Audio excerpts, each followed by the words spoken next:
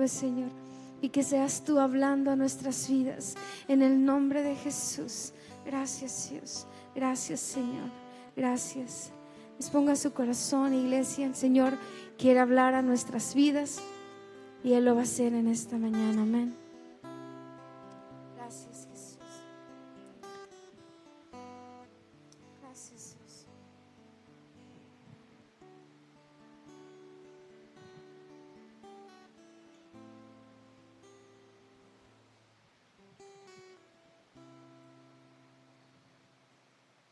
Que Dios les bendiga.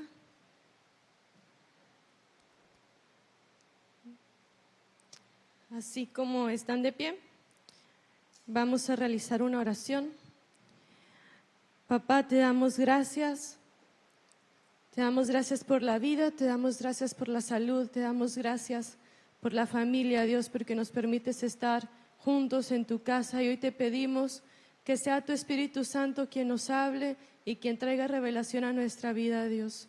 Que lo que vamos a hablar en esta mañana, en esta tarde, Dios, sea manifestación de lo que hay en tu corazón, Dios. Que sea tu Santo Espíritu quien nos guíe a toda verdad y a toda justicia, Dios, y que la palabra pueda guardarse en nuestros corazones, pueda escribirse en nuestros corazones, pero también, papá, que haya una manifestación en nuestras vidas de esa palabra. Te pedimos, Dios, que tú seas con nosotros en todo momento, que tu Espíritu Santo sea guiándonos y que tú tomes el control, que tú gobiernes sobre este lugar y también sobre nuestras mentes y sobre nuestros corazones. Te lo pedimos en el nombre de Jesús. Amén.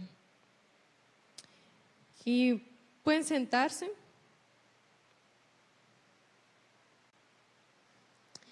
Y quisiera que utilizáramos nuestras Biblias para leer algunas citas bíblicas. Y las citas que vamos a leer se van a encontrar en su mayoría en el Evangelio de Juan. Y la primera cita bíblica que vamos a ver es Juan 5, versículo 39. Juan 5, 39.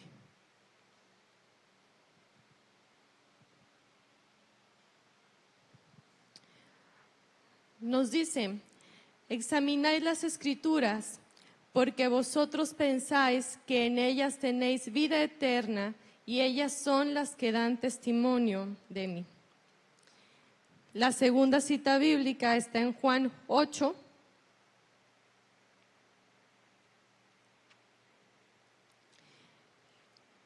en el versículo 51.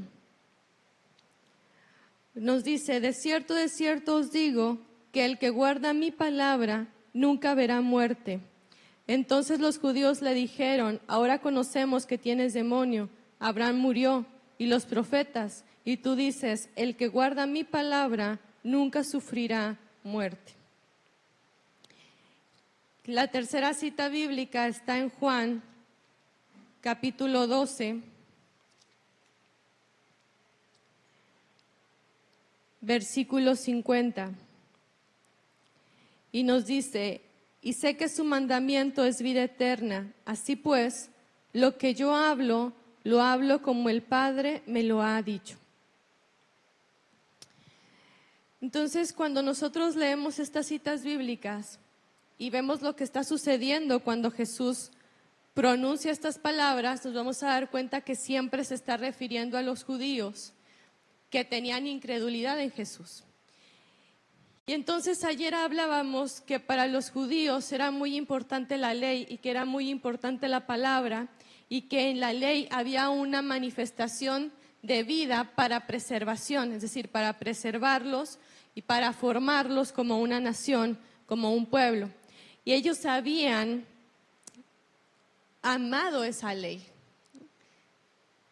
Entonces, cuando viene Jesús viene y empieza a confrontarlos con la razón de ser de esa palabra. Entonces ellos habían amado la palabra, pero la habían amado como una manera en la que se manifestaba la ley y en la que se manifestaba una cultura y en la que se manifestaba una nación, pero habían olvidado la razón de ser de esa ley. habían olvidado lo que guardaba esa ley. Quizás, creo yo, no había una revelación exacta de lo que guardaba esa ley, del por qué existía esa ley, de qué es lo que manifestaba esa ley. Entonces viene Jesús y los empieza a confrontar y les empieza a decir que esa ley es manifestación de Él, que esa ley está hablando de Él. Y entonces empieza a decirles que sus palabras poseen vida eterna. Y entonces cuando nosotros vemos esto, Jesús empieza a hacer referencia a que las palabras que Él está diciendo poseen una vida que de alguna manera que la mente judía, que la mente hebrea no podía comprender, estaban por encima de esa ley. Es decir, la ley había servido para el antiguo pacto, pero en el tiempo en el que empieza a manifestarse el ministerio de Jesús, existe algo que está por encima de esa ley, que es el propio Jesús. ¿Por qué? Porque entonces nosotros vemos que Jesús mismo nos dice, esa ley, esas palabras son las que dan testimonio de mí. Es decir, la ley existe porque da testimonio de mí, porque de alguna manera está preparando mi manifestación. Lo que la ley esconde es el mismo Jesús, ¿no? La existencia de esa ley, la existencia de esta palabra es para que luego viniera la palabra que sí posee una vida que es eterna. Entonces Juan tiene un especial interés en dejarnos muy en claro que hay vida en las palabras de Jesús y que lo escrito en el antiguo pacto habla de Él, habla de Cristo. Y ayer decíamos esta parte en la que la palabra produce vida, la palabra preserva la vida, pero luego Juan, en el capítulo 1, que es lo que ahorita nos cantaba Toño, que estaba ministrando, empieza a decir que el verbo se hizo carne. Empieza a decir que la palabra se hizo carne. Y entonces hoy vamos a hablar de dos cosas. Hoy vamos a hablar del verbo encarnado y vamos a hablar del verbo de vida. Y yo les decía ayer que algo que me llama mucho la atención del capítulo 5 de Deuteronomio es que el pueblo de Israel pone el mandamiento y pone la voz de Dios en boca de Moisés, no porque tengan temor de Dios, sino porque su temor es perder la vida. Entonces, nosotros hay algo, ¿no?, que ocurre dentro de la iglesia, que ocurre dentro del cristiano, que funciona más o menos de esa manera, y que es el querer tener intermediarios. Moisés era un intermediario. Moisés estaba en medio del pueblo y de Dios. Entonces Moisés iba con Dios, recibía la ley, recibía la palabra, recibía el diseño y luego venía y se lo traducía al pueblo. Y lo hablaba al pueblo y lo enseñaba al pueblo. Entonces hay un modelo, ¿no?, que es acorde a un diseño, pero que es un diseño del antiguo pacto en el que las iglesias y en el que los cristianos siguen queriendo que haya un intermediario entre Dios y la iglesia, que haya un intermediario entre Dios y el pueblo. Y casi siempre ponemos ese peso en el pastorado, en los apóstoles, en los profetas, que alguien se ponga en medio de Dios y de mí. Y entonces nosotros vemos que fue un diseño para el antiguo pacto. ¿Por qué no funciona en el nuevo pacto? Porque Juan nos dice que el verbo, que la palabra se hizo carne. Entonces el hecho de que existan intermediarios entre Dios y los hombres es un modelo que no está vigente actualmente por la simple y sencilla razón de que la palabra, de que el verbo se encarnó. Y entonces el único intermediario es ese verbo.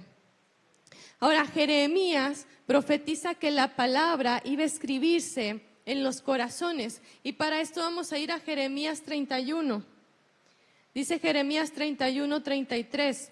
Cuando hayan pasado esos días, el pacto que haré con la casa de Israel será el siguiente. Pondré mi ley en su mente y la escribiré en su corazón. Y yo seré su Dios y ellos serán mi pueblo.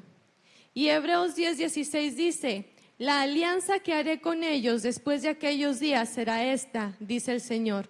Pondré mis leyes en su corazón y las escribiré en su mente. Ahora, cuando nosotros vamos a Deuteronomio 6, nos dice que la ley estaba sobre el corazón. La ley estará sobre tu corazón. Pero cuando leemos Jeremías, nos dice, la voy a escribir en su corazón. Y esas palabritas hacen una gran diferencia. ¿Se acuerda de sus clases de inglés cuando le enseñaron preposiciones? Y le decían sobre, es over. Y no es lo mismo que cuando decimos in, que es que está dentro, ¿no? Entonces algo puede estar sobre y algo puede estar en. Entonces en el antiguo pacto les dice, las vas a poner, estarán sobre tu corazón. Pero no es la misma profundidad, no es la misma intención de algo que está sobre a algo que está adentro. Entonces, la intención del nuevo pacto no es que algo quede sobre la mente, no es que algo quede sobre el corazón. La intención en el antiguo pacto es que algo esté escrito. ¿Se acuerda cuando en la primaria lo ponían a hacer planas? Y entonces usted escribía su nombre, ¿no? Ahí está escribiendo todo el nombre, y luego le das la vuelta a la página y está marcado. No se alcanza a ver el trazo porque no escribiste ahí, pero se marcaron esos trazos. Cuando algo se escribe, deja una marca. Cuando algo queda encima, no hay una marca. Cuando algo está sobre, no hay una marca. Pero cuando la palabra se escribe, deja una marca. Y entonces nosotros vemos que esa es una gran diferencia. Porque entonces tenemos evangélicos, tenemos cristianos que tienen la palabra sobre. Y la pueden hablar y la pueden repetir, ¿no? Y la pueden conocer. Pero el asunto es que está sobre. Y entonces cuando empezamos a ver, ¿no? Y empezamos a analizar cómo se manifiesta realmente las creencias que dicen tener, nos vamos a dar cuenta que la palabra solamente está sobre. Entonces existe una gran diferencia, ¿no? Y por eso hay una gran diferencia dentro de las congregaciones, dentro del cristianismo, ¿no? Dentro de las casas, dentro de las familias, porque entonces tenemos gente que está habitando un mismo lugar, pero que tiene la palabra sobre, y tenemos gente que está habitando ese mismo lugar, pero que tiene la palabra en. Y entonces la manifestación de vida no va a ser la misma de alguien que tiene la palabra sobre a alguien que tiene la palabra en. El pacto de Dios, la alianza que Dios hace en el nuevo pacto, no es para que la palabra quede sobre, es para que la palabra venga, se establezca, se escriba en el corazón, se escriba en la mente. ¿Por qué? Porque la ley podía estar escrita en tablas. La ley podía permanecer escrita en libros. Entonces se acuerda que ahí va Moisés y sube el monte y tiene las 2 tablas y baja y las tablas están escritas. La ley está escrita en las tablas.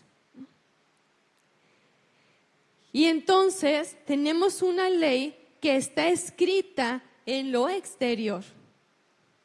Ese es el antiguo pacto, estaba escrito en lo exterior. Pero cuando tenemos el nuevo pacto, no hay manera de que la ley, no hay manera de que la palabra funcione en el exterior, porque el verbo se hizo carne. Entonces la palabra puede venir a escribirse en el corazón solamente por un motivo, porque el verbo se hizo carne. Entonces nosotros podemos ver que cuando Juan nos empieza a hablar del verbo encarnado, del logos, y nosotros empezamos a investigar el logos, va a tener un montón de definiciones. Si usted empieza a buscar definiciones de la Biblia, hay dos palabras que tienen un montón de definiciones. Y es la palabra logos y es la palabra zoe. Pero Juan nos resume el logos como uno. Y entonces nos empieza a decir que el logos estaba en el principio, que estaba con Dios, que era Dios y que se manifestó en carne. Y entonces nosotros podemos ver que es asombroso cómo todo lo que está escrito en la ley, en los salmos, en los profetas, se reúne en uno solo.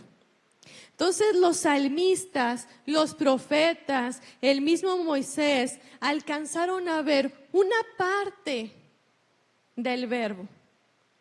Alcanzaron a ver una partecita de la manifestación del verbo y la escribieron. La dejaron en palabras, la dejaron como testimonio.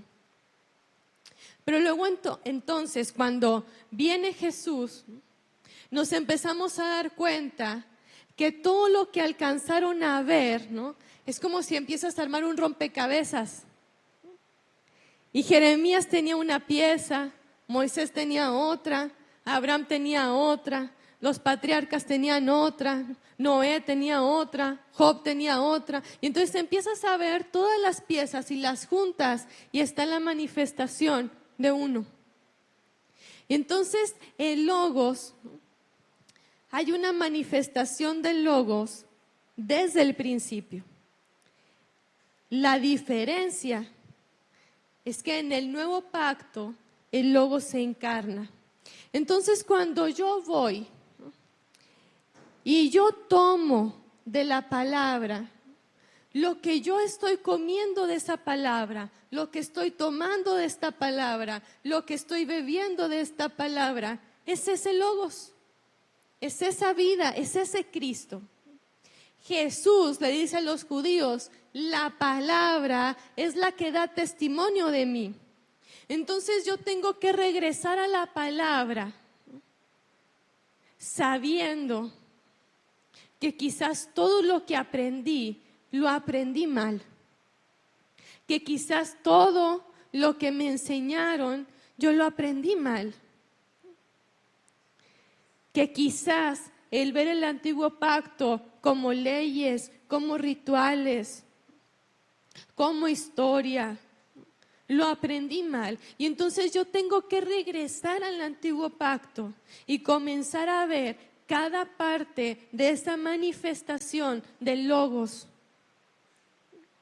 Porque el logos no es algo que de pronto, se le ocurrió a Juan y a partir del nuevo pacto existió el logos, ¿no?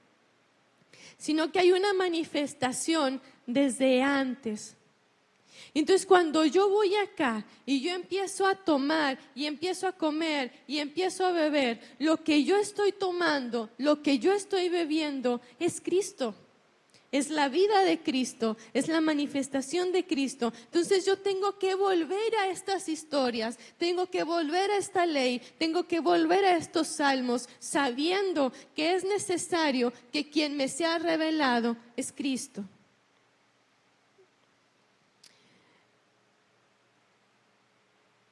Entonces nosotros actualmente ya no tenemos la opción de estudiar la Escritura con el simple hecho de conocer la Escritura. Ya no existe para nosotros la opción de ir a la Biblia y estudiarla y leerla para hacer teología. No existe para nosotros la opción de ir a la Biblia para hacer hermenéutica, porque fue algo que funcionó antes. Pero la revelación que la iglesia necesita actualmente es ir sin hermenéutica, sin teología, ¿no?, sin doctrina, ir y tomar de la revelación, de la manifestación de Cristo en lo que está escrito. Y entonces para eso necesitamos el hecho de despojarnos de nuestras ideas, de nuestras creencias, ¿no?, despojarnos incluso de nuestras incapacidades para ir y entonces encontrarnos con la manifestación de vida que hay en la palabra. ¿Por qué esto es importante? Porque para bien o para mal, crecimos con doctrina que muchas veces suplió la palabra. Crecimos con religión que muchas veces suplió la palabra. Crecimos con enseñanzas, crecimos con libros, crecimos con doctrinas que en su momento suplieron la palabra. Y entonces nos escandalizábamos de religiones que tienen sus propios libros, además de la Biblia. Y entonces decíamos, pero esa es herejía, ¿de dónde salió ese libro? Eso no es bíblico, ¿no?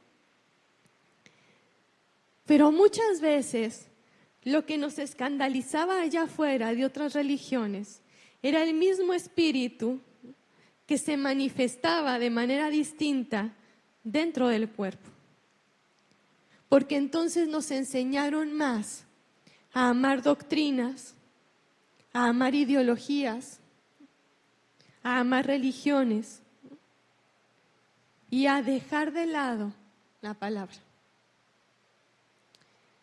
Y entonces nos escandalizamos de lo que sucedía allá afuera, pero había una manifestación acá adentro del mismo sistema y del mismo antidiseño. Y entonces nosotros, igual que el pueblo judío, poníamos el corazón sobre la ley, sobre la religión, sobre la doctrina, ¿no?, cuando en realidad esa no era la intención. Y a veces nosotros creemos que las ideologías están allá afuera y que las ideologías no forman parte de la religión. Pero la religión también tiene un discurso que es ideológico. Y muchas veces el discurso de la religión, que es ideológico, sale de lo que está escrito. ¿Por qué sale de lo que está escrito? Porque aprendimos mucho de teología, aprendimos mucho de doctrina y se nos olvidó ir a la palabra. Consultamos mucho otras fuentes y se nos olvidó ir a la palabra. Entonces es necesario que la iglesia vuelva a la palabra en un despojamiento de lo que cree saber sobre la misma palabra, en un despojamiento de lo que cree saber sobre Dios, en un despojamiento sobre lo que cree saber como doctrina. Porque la doctrina, que era preservación de vida y de entendimiento, y de luz terminó dividiendo congregaciones. Entonces yo hoy tengo que despojarme de lo que creo saber para poder acercarme a la palabra. Y la otra es que tengo que despojarme de mi incapacidad. ¿Por qué? Porque mucho tiempo criticamos a la Iglesia Católica por lo que había sucedido en la Edad Media. Porque la Iglesia se adueñó de la Escritura. Y entonces la Iglesia tenía la Biblia, tenía la palabra escrita, pero la tenía en un idioma que era incomprensible para el pueblo. Entonces la palabra era de unos cuantos. Entonces los sacerdotes hablaban en el latín culto, tenían la Biblia en el latín culto, pero el pueblo no sabía hablarlo, no sabía entenderlo. Entonces muchas veces eso que quedó en la iglesia, en la Edad Media, y que después vino la Reforma y que se tradujeron Biblias y que hoy tenemos la Biblia en muchos idiomas, ¿no? Creemos que se logró vencer. Pero ¿qué es lo que luego pasa en la actualidad? ¿Qué es lo que luego pasa en el presente? Que hay gente que se adueña de la palabra. Hay líderes que se adueñan de la palabra y que entonces ponen el peso de ignorancia en la gente. Y la gente crece en ignorancia porque cree que la palabra es para unos cuantos. Cree que la palabra le tiene que ser traducida, le tiene que ser desmenuzada, porque entonces la palabra está en el líder. Y el líder me la tiene que traer, me la tiene que servir, me la tiene que desmenuzar, porque yo, un simple creyente, no puedo interpretar, no puedo recibir revelación de la palabra. Entonces hay gente que creció con ese trauma, que creció creyendo esa incapacidad. Y hoy tiene que venir la revelación del Espíritu para hacernos ver que la palabra está escrita y que yo tengo acceso a esa palabra, que la palabra está viva y que esa palabra viva me puede ser revelada. Entonces tenemos gente que está en un extremo y tenemos gente que está en el otro. Entonces tenemos gente que tiene que despojarse del entendimiento y hay gente que tiene que despojarse de la ignorancia. Hay gente que tiene que despojarse del creerse entendido y hay gente que tiene que despojarse del creerse ignorante. ¿Por qué? Porque la sencilla razón es que el Verbo se encarnó. Entonces, cuando el Verbo se encarna, yo tengo que ir y que tomar de ese Verbo. ¿Quién me dice eso? Mire, vamos a leer Primera de Juan 1:1. Me dice, lo que era desde el principio, lo que hemos oído, lo que hemos visto con nuestros ojos, lo que hemos contemplado y palparon nuestras manos referente al Verbo de vida. Entonces, en el contexto en el que empieza el ministerio de Jesús, vamos a tener a los que se creían entendidos, que eran los filisteos, los saduceos, y vamos a tener a los que tenían el peso de la ignorancia, que era el pueblo. Y entonces es interesante, ¿no?, cómo tenemos estos dos extremos. Pero los que se creían entendidos, los que se creían sabios, no pudieron soltar la ideología, el sistema, la cultura, ¿no?, la interpretación que habían abrazado. pero los que se creían ignorantes pudieron soltar la ignorancia para venir al conocimiento. Y entonces Juan, que era uno de esos ignorantes, y Pedro, que era otro de esos ignorantes, ¿no?, nos empiezan a hablar. Entonces ahí nos dice Juan, lo que hemos oído, lo que hemos visto, lo que nuestros ojos contemplaron, lo que nuestras manos tocaron. Es decir, cuando hay una manifestación, ¿no?, del Verbo encarnado, yo tengo que ir y contemplar y palpar y escuchar a ese Verbo encarnado. Cuando nosotros empezamos a ver lo que dicen los apóstoles sobre Jesús, nos vamos a dar cuenta que lo llaman el Verbo de vida. Y vamos a leer 3 citas bíblicas. La primera está en Juan 6:68.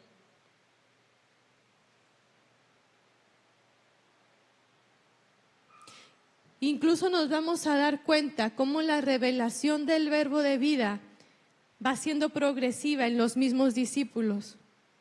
Juan 6:68 dice, Simón Pedro le respondió, Señor, ¿a quién iremos? Tú tienes palabras de vida eterna. Fíjense que Pedro no dice, tú eres la vida eterna. Le dice, tú tienes palabras de vida eterna. Luego vamos a Filipenses 2:16.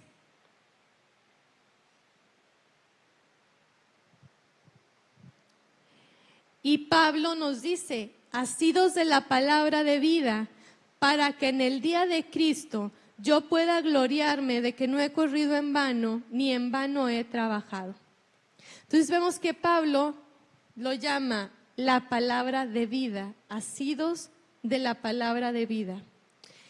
Y luego Juan, que es lo que acabamos de leer en Juan, primera de Juan 1:1, nos dice, palparon nuestras manos referente al Verbo de vida.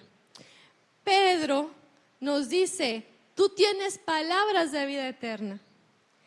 Pablo dice la palabra de vida y Juan le dice el Verbo de vida. Entonces nos vamos a dar cuenta que ellos mismos van recibiendo revelación en que no solamente tiene palabras de vida, sino que Él es la palabra de vida. Van recibiendo una revelación que entonces nos dejan escrita y nos dicen, tenías la ley, pero no pudo ser escrita en el corazón, solamente quedó sobre. Pero en este tiempo hay una manifestación de la palabra de vida, hay uno que es la palabra de vida, que ese es el que cobra forma en el corazón. Por eso la palabra puede ser escrita en el corazón. Cuando nosotros vemos las 3 citas bíblicas que leíamos, nos van a aparecer 2 palabras en griego, que eran las 2 palabras en griego que les mencionaba al principio. Entonces, cuando nos dice verbo de vida, cuando nos dice palabra de vida, tienes palabras de vida, tú eres la palabra de vida, nos aparecen el concepto logón soes. Logón de logos, soes de zoe. Palabra y vida. Y entonces nosotros, cuando empezamos a ver estas palabras, nos empieza a decir que la palabra zoe es aquella vida que permite que todo lo demás exista. Es decir, es esa vida preexistente que permite que otras vidas se manifiesten. Entonces, cuando nosotros vamos a esta palabra, nos vamos a dar cuenta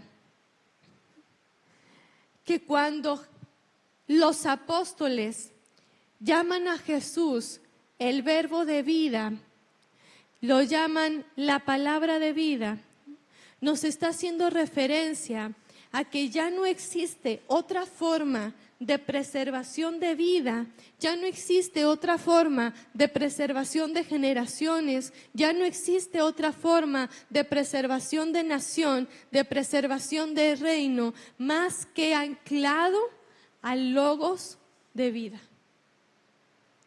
Entonces tenemos que la ley funcionó en su tiempo como preservación de vida, como preservación de una nación.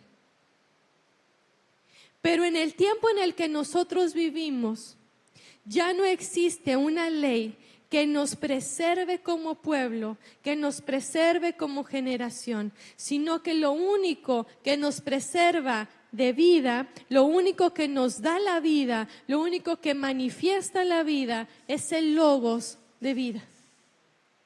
Entonces no existe para nosotros, después del nuevo pacto, que es el tiempo en el que vivimos, otra forma de preservar la existencia, más que anclados a la palabra de vida.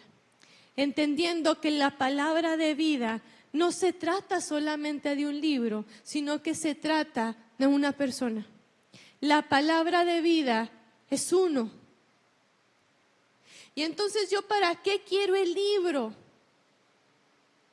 ¿Para qué me dice el pastor que lea el libro?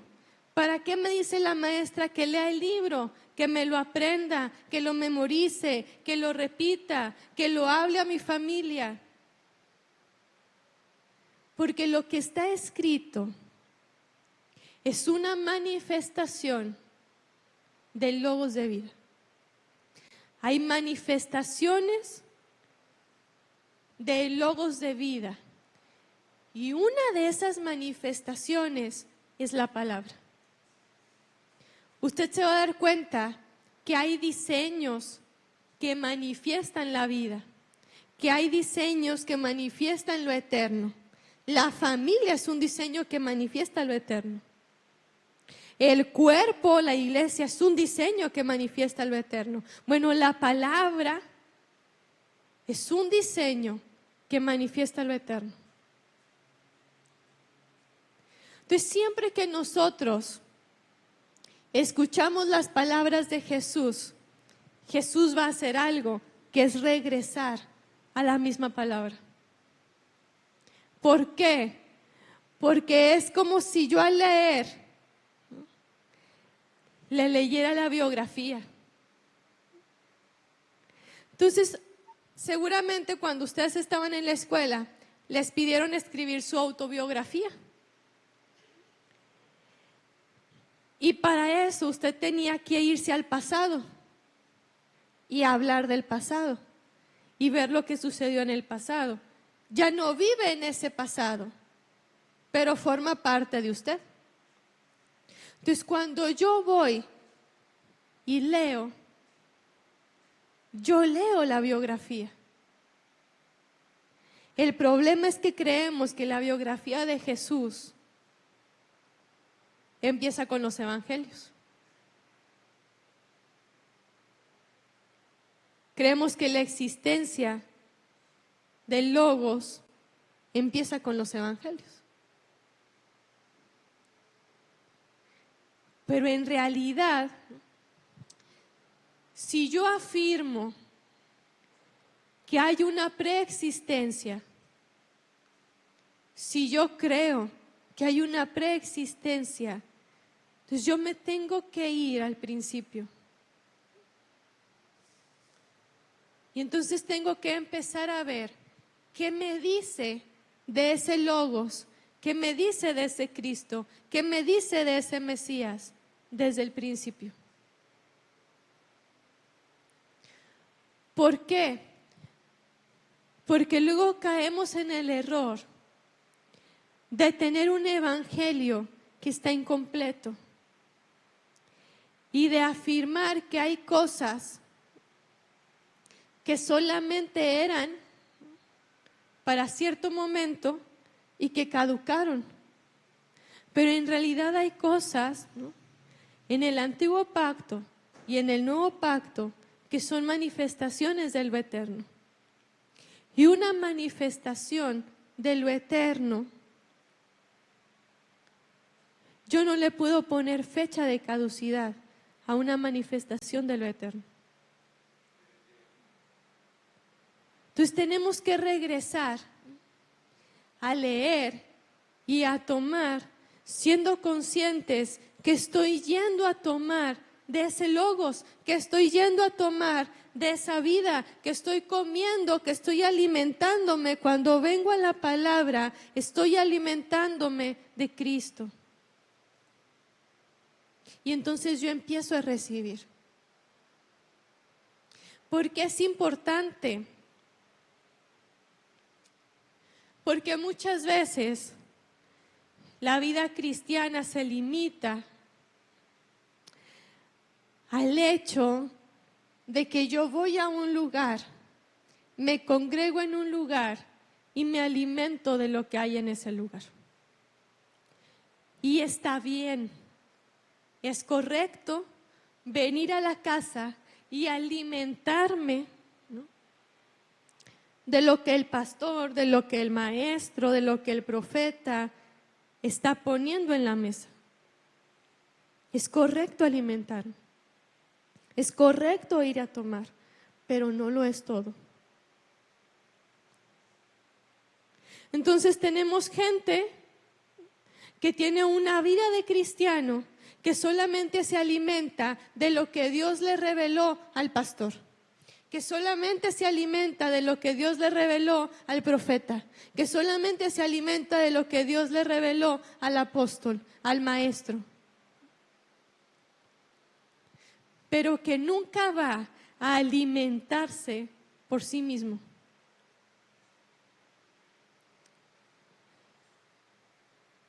Y entonces viene la crisis que tenía el pueblo de Israel. ¿Qué sucedía con Israel? Que se levantaba un juez que era conforme al corazón de Dios y el pueblo era alimentado y vivía conforme a la justicia de ese uno. Ese uno se moría y el pueblo perdía la justicia, perdía la palabra. Entraban en crisis. Entonces, ¿qué es lo que hace la iglesia? Vengo, me alimento, recibo de la justicia de ese otro, me beneficio de la justicia de ese otro, tomo, me alimento de la revelación, de la justicia de ese otro, pero cuando ese otro se equivoca, hago crisis. Cuando ese otro cae, cuando ese otro peca, cuando ese otro se sale, comete un error, hago crisis. ¿Por qué? Porque me alimentaba de ese otro. No me alimentaba de Cristo, me alimentaba de ese otro. No iba a comer de Cristo, comía de lo que recibía ese otro. Y es necesario que la iglesia de la actualidad, que el cuerpo de la actualidad sea consciente de la necesidad, ¿no?, que tenemos de aprender a alimentarnos. Físicamente, los doctores nos regañan porque no sabemos alimentarnos. Y no nada más los nutriólogos, cualquier doctor, ¿no?, cuando llegues te va a regañar por cómo te alimentas, ¿no? Y hay una preocupación porque aprendamos a alimentarnos, a recibir un alimento que es físico. Y entonces los papás, por ejemplo, se preocupan mucho porque los niños, sus hijos, reciban un alimento que es conforme a la edad que el niño tiene. Y la idea, o se supone que la idea tendría que ser el aprender a alimentarnos. Entonces el niño aprende de mamá y de papá a alimentarse. Pero claro, el niño va a crecer y se va a ir dando cuenta por sí mismo, por sí misma, ¿no? Que hay alimentos que son buenos y que hay alimentos que son dañinos. Y entonces mamá, papá preparan a ese niño para que aprenda a alimentarse. Espiritualmente es igual. Tengo que aprender conforme voy creciendo, conforme voy madurando, tengo que aprender a alimentarme. Entonces, ¿qué es lo que sucede? ¿No? Que hay una vida cristiana que siempre está dependiente de que alguien más lo alimente, que alguien más me dé de comer, que alguien más sirva la mesa, que alguien más le sirva la mesa a mis hijos. Pero la preocupación que existe en lo físico tendría que ser la preocupación que existe en lo espiritual. Necesito aprender a alimentarme. Necesito aprender a ir y tomar y servirme. Necesito aprender a poner la mesa, a tomar de eso que está puesto sobre la mesa, a comer lo que está puesto sobre la mesa.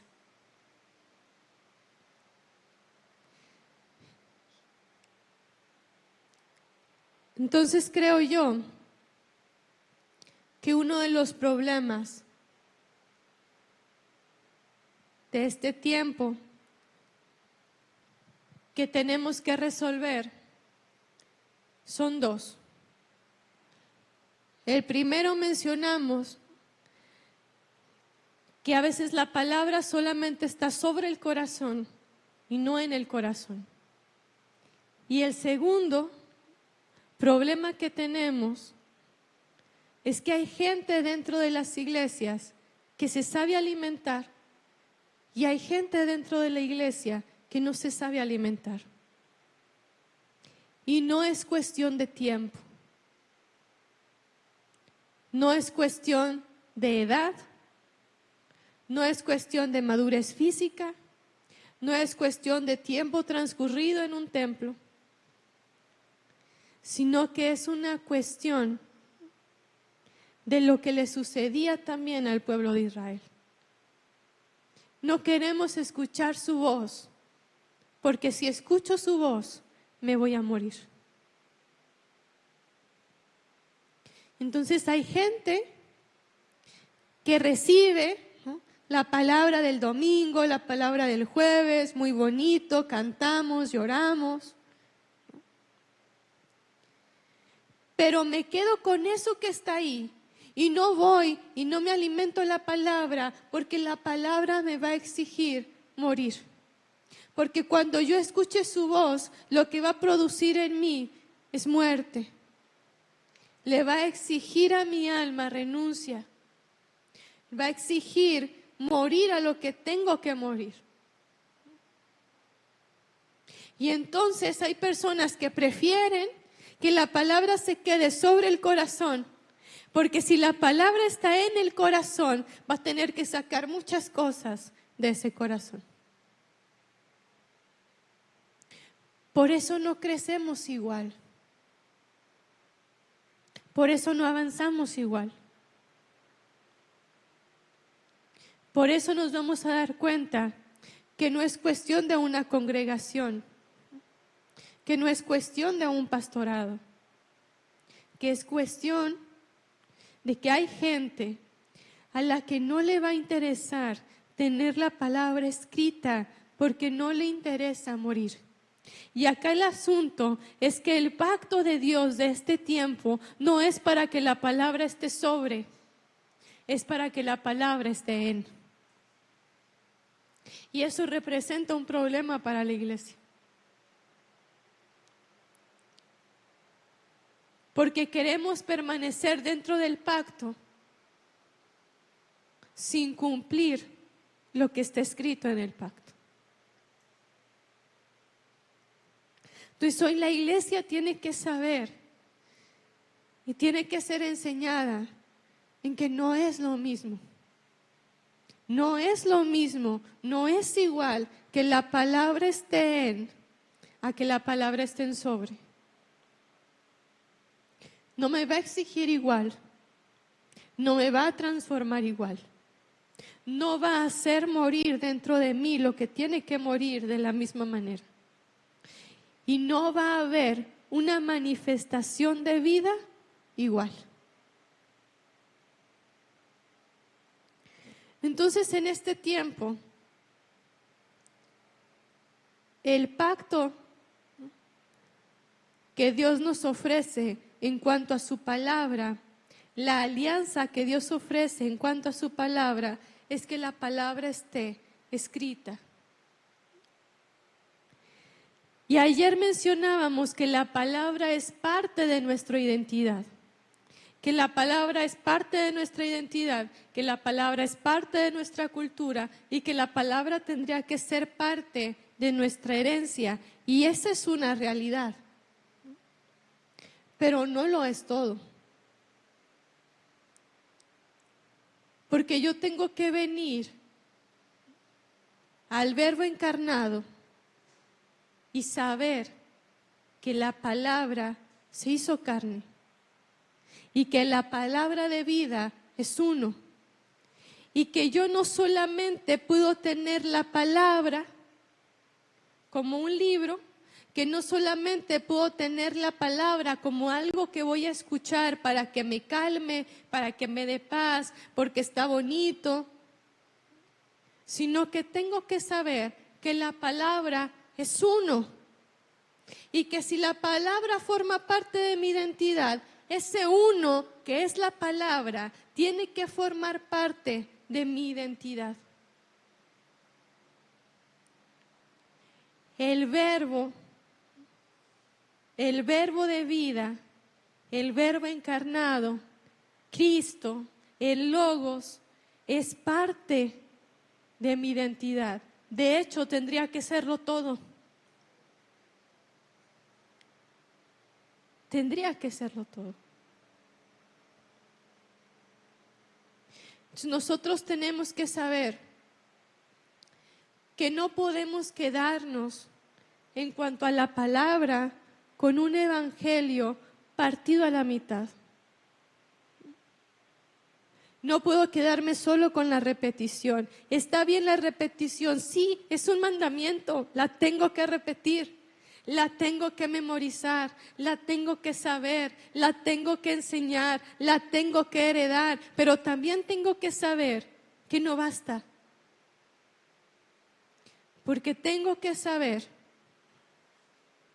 que lo que estoy heredando, que lo que estoy enseñando, que lo que está formando parte de mi identidad es ese verbo. Entonces nos vamos a dar cuenta también que hay personas que abrazaron la palabra sin abrazar al verbo. Hay personas que tomaron la palabra, que la hicieron parte, que la estudiaron, la analizaron, la interpretaron, pero nunca abrazaron al verbo. Era el ejemplo que yo le ponía ayer cuando leía la introducción a Levítico. Sabrá mucho el tipo que estudió y que hizo el resumen y que hizo la presentación del libro de Levítico. Tiene que saber mucho y tiene que ser muy especialista para que tengan su resumen ahí. Pero por más teólogo y por más especialista que sea, y por más que haya abrazado una palabra, no tiene ni la menor idea de lo que Dios escondió en Levítico. No tiene ni la menor idea de lo que Dios escondió en la ley.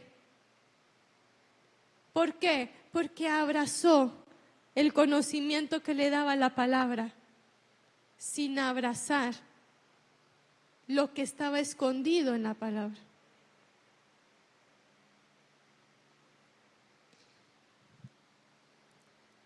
Y nosotros hoy tenemos que entender que saber, pero también tenemos que enseñar esta parte en la que ya no podemos ser una iglesia que solamente ve la palabra, que la estudia, que la analiza, que hace teología, que hace hermenéutica, pero que a través de la hermenéutica y de su teología nunca pudo descubrir a Cristo. Ya no podemos ser la iglesia que está muy bonito la palabra, está muy bonito lo que predicas, está muy bonito lo que el pastor enseña, lo que el maestro dice, pero igual la palabra no quedó escrita. Todo estuvo muy bonito, le quedó sobre el corazón, no le atravesó el alma. Hay palabras que tendrían que instaurarse en el espíritu, pero como no lograron escribirse en el corazón, solo se pusieron sobre, nunca lograron atravesar el alma. Se quedaron sobre el corazón. Entonces, ¿por qué recibo tanta palabra? ¿Por qué recibo tanta oración y mi vida no es transformada? Porque se quedó sobre. Y la palabra que se queda sobre no penetra el alma. La palabra que está escrita en, esa es la que penetra el alma. Esa es la que se instaura en el espíritu. Esa es la que cobra forma en el hombre interior. La que se escribe en. Entonces hoy el pueblo tiene que saber que no basta con que la palabra se quede sobre. Necesito que la palabra sea escrita. No basta con que yo repita, no basta con que yo lea. Necesito que el verbo sea revelado en la palabra. Necesito que el pacto que Dios hizo y que es el que está vigente hoy sea parte de lo que estoy viviendo y de lo que estoy creyendo. Necesito hacerme parte de ese pacto.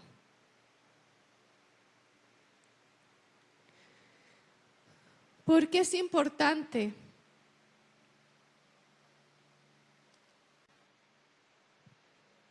Porque nosotros sabemos que Dios es justo.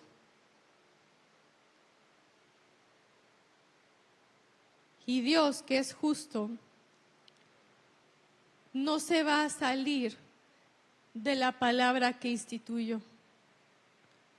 Puede hacerlo, porque es todopoderoso. Pero como es justo, no se va a salir.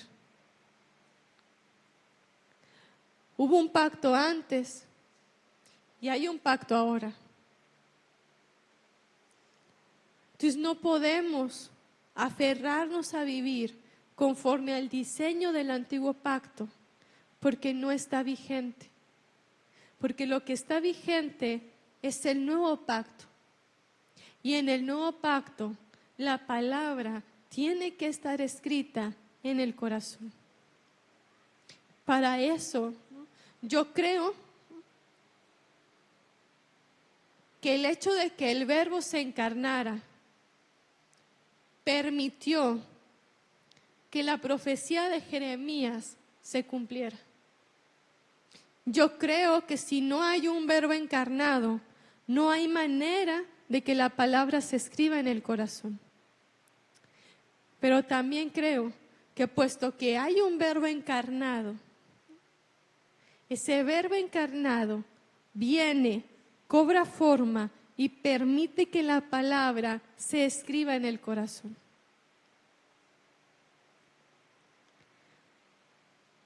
Entonces yo tengo que venir y empezar a reconocer que necesito que la palabra se escriba en mi corazón y que necesito que ese verbo de vida cobre forma en mi corazón. Que haga morir en mi corazón lo que tenga que morir para que entonces exista una manifestación de vida.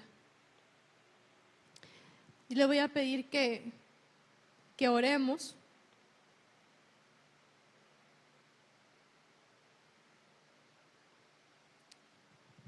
Si se quiere parar, si se quiere sentar, si se quiere hincar.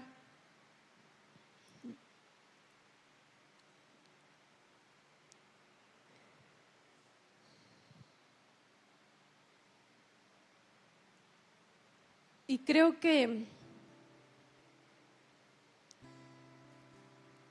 hay una necesidad de orar para que la palabra se escriba en nosotros. Pero también hay una necesidad de que la palabra sea escrita como cuerpo.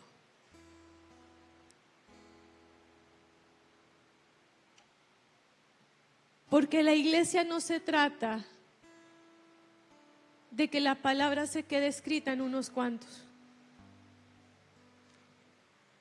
Es necesario que la palabra se escriba en nosotros como cuerpo. Que haya una manifestación de vida como cuerpo.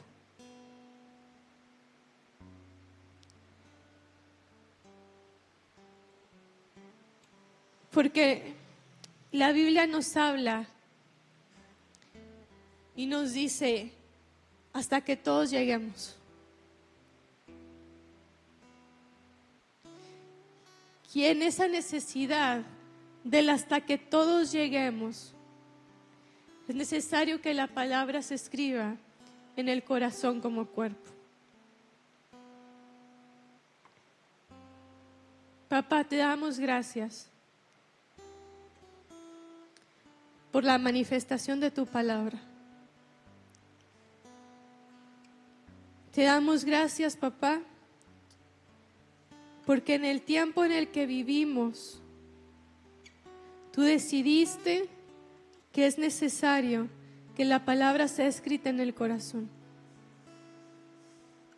Te damos gracias porque tu pacto, tu alianza con nosotros es que la palabra sea escrita en el corazón. Y en esta mañana, nuestra preocupación y nuestro deseo es que la palabra sea escrita en nuestro corazón como cuerpo. Papá, no queremos ser una iglesia que está dividida, no por ideologías, no por doctrinas, no por sistemas, no por religiones, sino por cuestiones del corazón.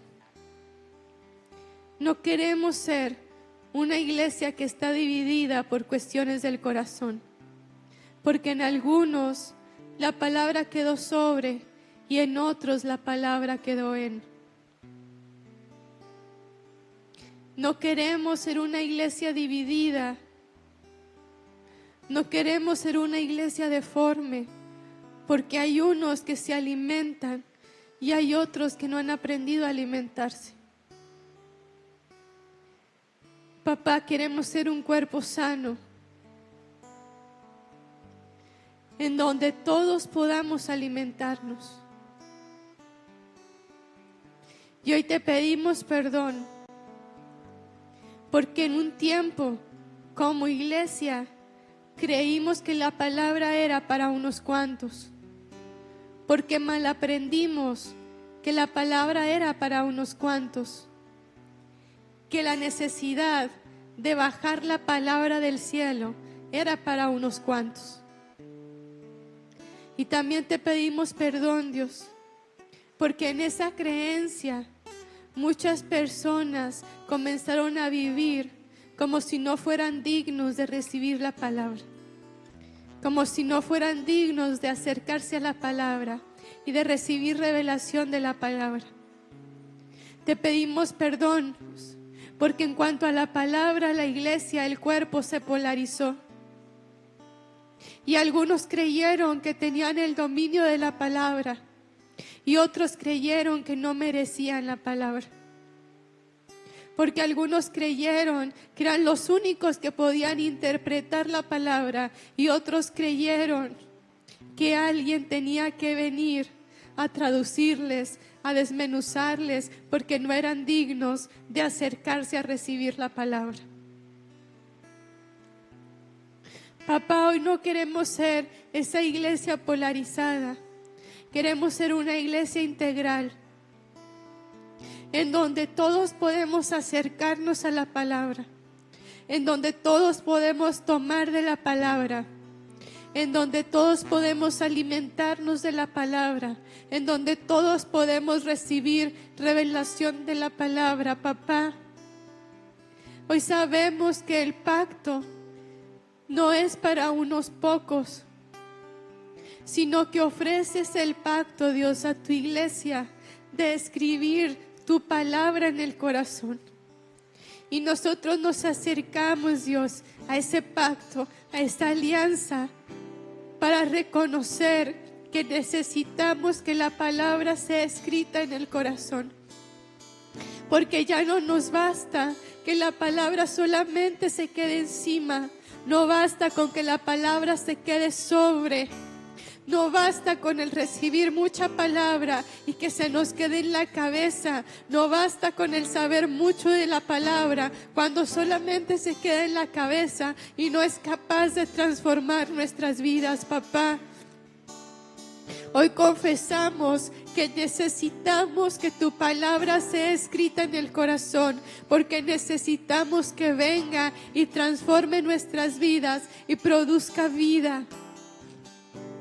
Necesitamos que la palabra se quede dentro de nuestra mente. Necesitamos que la coloques dentro de nosotros. Necesitamos que la escribas en nuestro corazón, para que en nosotros muera lo que tenga que morir y haya una manifestación de tu vida. Haya una manifestación de tu vida eterna. Haya una manifestación de ese logos eterno, papá. Hoy sabemos que toda la palabra se reúne en uno. Que todo lo que vieron los profetas, los apóstoles, los salmistas, los jueces, los reyes, se reúne en uno. Y hoy pedimos por la revelación de ese uno, para que cuando vayamos a la palabra, para que cuando escuchemos la palabra, para que cuando leamos la palabra haya revelación a nuestras vidas, a nuestro espíritu, a nuestra alma de ese uno. De la necesidad que tenemos de que esto se vuelva parte de nuestra identidad. De la necesidad que tenemos de rendir lo que hay en nosotros para que esto se vuelva parte de nuestra identidad, papá. Necesitamos que la palabra se escriba en nuestro corazón. Necesitamos que como cuerpo tu palabra se escriba en nuestro corazón. Necesitamos caminar como cuerpo, crecer como cuerpo, hablar como cuerpo, movernos como cuerpo, con la palabra escrita en el corazón. Hoy pedimos que tu palabra nos atraviese, que ese verbo de vida nos atraviese, que cobre forma en nuestro espíritu, que cobre forma en todo nuestro ser, que haya una manifestación en nuestras vidas de tu palabra de vida, de tu palabra eterna de Cristo.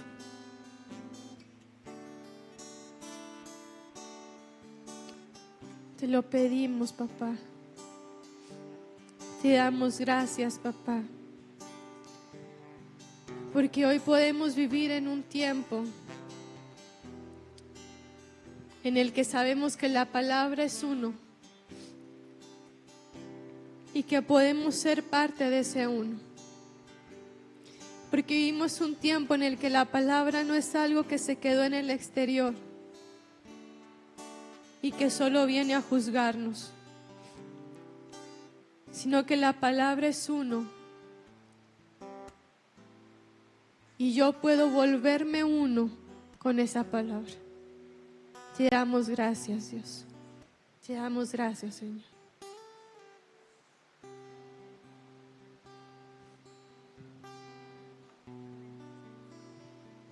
Gracias, Señor, por tu palabra. Sabemos que no volverá vacía, Señor. Ha sido grabada en nuestros corazones, ha sido sembrada, Señor, y rogamos que traiga el fruto que tú anhelas, que tú esperas de cada uno de nosotros. Gracias, Señor, gracias, Señor, gracias. Dale gracias a Dios, porque